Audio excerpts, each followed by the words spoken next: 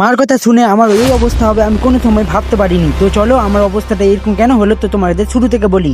তো hey guys, welcome to my YouTube channel. তো আজকে সকাল হতে না হতে মা বললো উপরে রোদ উঠেছে, তো গিয়ে গমটি মেলে আসতে। তো বেশি দেরি না করে আমি বেরিয়ে গেলাম ঘাড়ে গামছা নিয়ে গম মেলতে। তো যেতে যেতে আগে ঘড়িটা দেখে নি কটা বাজে। তো এখন ঘড়িতে বাজছে 11:30 আর আমি সকালে উঠেছি 7:30। তো আমি উপরে যেতে না যেতে মনে হলো কি আমাকে ডাকছে। বোতল আমাকে হঠাৎ করে বললো, কালু মালিক, তুই আমাকে ভুলে যাচ্ছ কি হবে? মাথাটা ঘুরে পড়ে গেলে আমাকে মনে পড়বে, কিন্তু আমাকে পাবে না।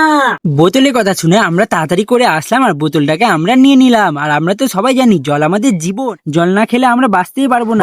ফট করে জলের বোতলটা নিয়ে আমরা উপরে চললাম। তো ভেবে নিও না ফের উপরে, একদম উপরে না। তো যতক্ষণ আমরা ছাদে উঠছি ততক্ষণ তোমাদের একটা গল্প বলি। আজকে সূর্য মামা বোধহয় অনেক রেগে আছে তার বউয়ের উপরে, তো খুব টেম্পারও নিয়ে আছে। আজকে ব্রাইটনেস হাই আছে, তো উঠে গিয়ে আমি মাথা ঘুরে না পড়ে যাই। তো বন্ধুরা তোমরা এখানেও দেখে নাও, এখানে আমাদের রং হচ্ছে, তাই জন্য এখানে একটু নোংরা হয়ে আছে ঘরটা। তো এখানে রং টং করে আছে, এটা ঘর পরিষ্কার হয়ে আছে। তো আমি এখন বেশি দেরি না করে তো উপরে উঠে যাচ্ছি। উপরে উঠতে উঠতে হঠাৎ আমার পায়ে লেগে গেল একটা কিসে, আমি কিছু খেয়াল না করে আমি উঠে যাচ্ছি উপরে, দেখি রোদটা কেমন আছে। তো আমি ছাদে উঠে দেখি আরে বাপরে বাপ, এত রোদ, এত রোদে আমি গম মেলবো কি হবে। তো ছটপট করে আমি জলটা রেখে দিয়ে আমি নিজে রেডি করতে লাগলাম। সূর্য মামা একটু টেম্পারটা কমিয়ে দাও না, বলার পর তো আমার সূর্য আমার চোখই কানা করে দিল মনে হচ্ছে। আজকে বোধহয় সূর্য মামা রোদের টেম্পার নিয়ে থাকবে, একটু কিছু কমাবে না। তাও একটু বলে রিকোয়েস্ট করে দেখা যাক, সূর্য মামা একটু রোদটা কমাবে নাকি।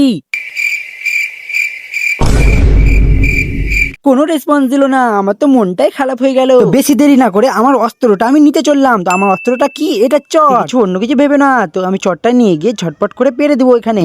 তো অনেক পরিষ্কারও দেখাচ্ছে। তো চটটা পারতে পারতে মনে পড়লো আমার তো এখানে গমও মেলতে হবে আর মেঘ উঠে আছে। তো হঠাৎ করে বৃষ্টিতে আবার ভিজিয়ে না দেয় গমটিকে। তো বন্ধু এত যখন মেঘ উঠে আছে ততক্ষণ দেরি না করে চলো বউ সেজে গমটি আনা হোক। তো গমটি নিয়ে আসতে দুটো বালতি পেলাম, দুটো পাল্টি নিয়ে আসলাম। একটা হলো চিংকি আর একটা মিঙ্কি। আরে বাবা রে বাবা, তাড়াতাড়ি বালতিগুলো রাখা হোক, এত ভারী আমি ভাবতে পারিনি। একটু বডি করে দিই। তো বডি করতে গিয়ে লাল বালতি আমাকে বলে ফেললো, হ্যাঁ মালিক, তাড়াতাড়ি করো করো, তো মেঘও ডাকছে, দেখতে পাচ্ছ তো একটু একটু রোদ আছে, তাড়াতাড়ি শুকিয়ে যাবে কিন্তু। আমি তো লাল বালতির কথা শুনে অবাক হয়ে গেলাম, তখনই আমার সাদা বালতি বলে ফেললো। হ্যাঁ মালিক, এখন তো রোদও আছে আবার মেঘও ডাকছে, শিয়াল কুকুরের বিয়ে হচ্ছে মনে হয় নাকি।